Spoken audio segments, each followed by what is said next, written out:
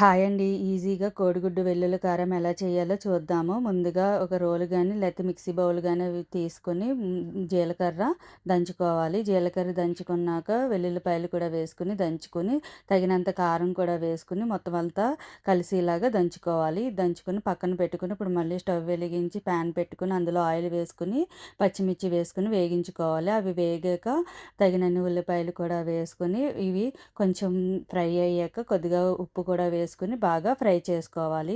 ఇలా ఫ్రై అయ్యాక కొంచెం పసుపు కూడా వేసుకొని బాగా కలుపుకోవాలి. ఇలా కలుపుకున్న దాంట్లో మనం ముందుగా సిద్ధం చేసుకున్న వెల్లుల్లి కారాన్ని వేసుకొని బాగా కలుపుకోవాలి. ఇలా కలుపుకున్న దాంట్లో 2 కోడిగుడ్లు కూడా వేసుకొని మూత పెట్టుకొని ఉడికించుకోవాలి. ఇలా ఉడికిన దాన్ని మొత్తం బాగా కోడిగుడ్డు, ఆ వెల్లుల్లి కారం మొత్తం బాగా కలిసేలాగా బాగా కలుపుకోవాలి. అంతేనండి, కోడిగుడ్డు వెల్లుల్లి కారం రెడీ.